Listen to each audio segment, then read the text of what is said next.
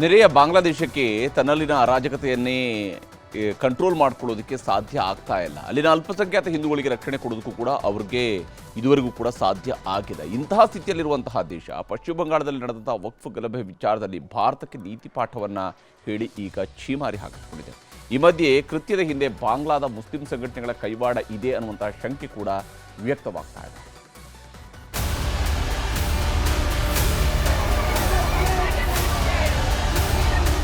ಬಾಂಗ್ಲಾದೇಶ ಒಂದಲ್ಲ ಒಂದು ವಿಷಯಕ್ಕೆ ಭಾರತದ ವಿಚಾರಗಳಲ್ಲಿ ಮೂಗು ತೂರಿಸುತ್ತಲೇ ಇರುತ್ತೆ. ತನ್ನ ತಟ್ಟೆಯಲ್ಲಿ ಹೆಗಣ ಬಿದ್ದು ಒದ್ದಾಡುತ್ತಿದ್ರೂ ಮತ್ತೊಬ್ಬರ ತಟ್ಟೆ ನೋಡುವ ಹಾಗಾಗಿದೆ ಈ ಬಾಂಗ್ಲಾ ಪರಿಸ್ಥಿತಿ.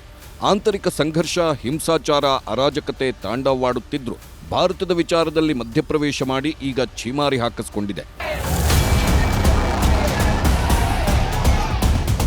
ಏಪ್ರಿಲ್ 8ರಂದು ವಕ್ಫ್ ತಿದ್ದುಪಡಿ ಮಸೂದೆಯನ್ನು ವಿರೋಧಿಸಿ ಪಶ್ಚಿಮ ಬಂಗಾಳದ ಮುರ್ಷಿದಾಬಾದ್, ದಕ್ಷಿಣ 24 ಪರಗಣ ಜಿಲ್ಲೆಯಲ್ಲಿ ದೊಡ್ಡ ದಂಗೆಯೇ ನಡೆದೋಯ್ತು.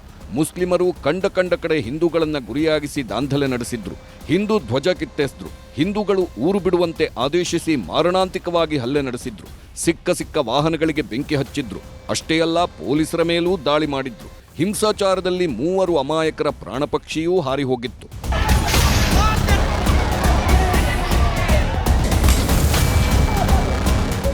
ಈ ವಿಚಾರವಾಗಿಯೇ ಬಾಂಗ್ಲಾದ ಮಧ್ಯಂತರ ಸಲಹೆಗಾರ ಮೊಹಮ್ಮದ್ ಯೂನುಸ್ರ ಪತ್ರಿಕಾ ಕಾರ್ಯದರ್ಶಿ ಶಫೀಕುಲ್ ಆಲಂ ಮೂಗು ತೂರಿಸಿ ಮಾತನಾಡಿದ್ರು. ಅಲ್ಪಸಂಖ್ಯಾತ ಮುಸ್ಲಿಮರ ರಕ್ಷಣೆಗೆ ಭಾರತ ಸರ್ಕಾರ ಮುಂದಾಗಬೇಕು. ಈ ಬಗ್ಗೆ ಭಾರತ ಹಾಗೂ ಪಶ್ಚಿಮ ಬಂಗಾಳ ಸರ್ಕಾರ ಕ್ರಮ ಕೈಗೊಳ್ಳಬೇಕು ಎಂದು ಹೇಳಿದ್ರು.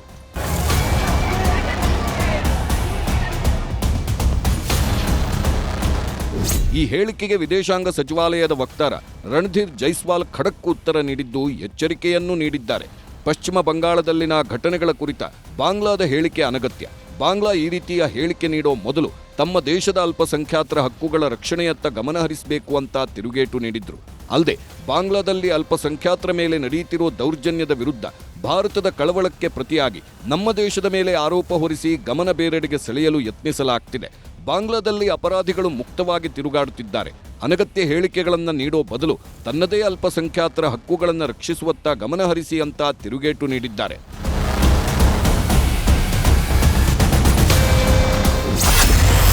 ಹಿಂಸಾಚಾರ ಪೀಡಿತ ಪ್ರದೇಶಕ್ಕೆ ಗವರ್ನರ್ NCW ಅಧ್ಯಕ್ಷೆ ಭೇಟಿ. ಇನ್ನು ಹಿಂಸಾಚಾರ ನಡೆದ ಪಶ್ಚಿಮ ಬಂಗಾಳದ ಮುರ್ಷಿದಾಬಾದ್ಗೆ ಗವರ್ನರ್ ಆನಂದ್ ಬೋಸ್, ರಾಷ್ಟ್ರೀಯ ಮಹಿಳಾ ಆಯೋಗದ ಅಧ್ಯಕ್ಷೆ ವಿಜಯ ರಹತ್ಕರ್ ಭೇಟಿ ನೀಡಿದ್ರು. ಅಲ್ಲಿನ ಪರಿಸ್ಥಿತಿಯನ್ನ ಪರಿಶೀಲಿಸಿದ್ರು. ಸಂತ್ರಸ್ತರ ಅಳಲು ಆಲಿಸಿದ್ರು. ತಬ್ಬಿಕೊಂಡು ಅವರ ನೋವಿಗೆ ಸಾಂತ್ವನ ಹೇಳಿದ್ರು. महिलाओं को बहुत तकलीफ हुई है. इनके घर भी जले गए हैं. इनसे फोर्सफुली इनको घर से बाहर निकाल दिया गया है. इनके साथ अनेक सेक्सुअल असॉल्ट भी हुए हैं. ಒಟ್ನಲ್ಲಿ ಭಾರತದ ಆಂತರಿಕ ವಿಚಾರದಲ್ಲಿ ಮೂಗು ತೂರಿಸಿದ ಬಾಂಗ್ಲಾಗೆ ಭಾರತ ಖಡಕ್ಕು ಉತ್ತರ ನೀಡುವುದರ ಜೊತೆಗೆ ತನ್ನ ದೇಶದ ಅಲ್ಪಸಂಖ್ಯಾತರ ಹಕ್ಕು ಕಾಪಾಡುವಂತೆ ಎಚ್ಚರಿಕೆ ನೀಡಿದೆ. ಈ ಮಧ್ಯೆ ಹಿಂಸಾಚಾರದಲ್ಲಿ ಬಾಂಗ್ಲಾದೇಶದ ಸಂಘಟನೆಗಳ ಕೈವಾಡವಿರೋ ಬಗ್ಗೆ ಗುಪ್ತಚರ ಅಧಿಕಾರಿಗಳಿಗೆ ಮಾಹಿತಿ ಸಿಕ್ಕಿದ್ಯಂತೆ. ಈ ಬಗ್ಗೆ ತನಿಖೆ ಶುರುವಾಗಿದೆ.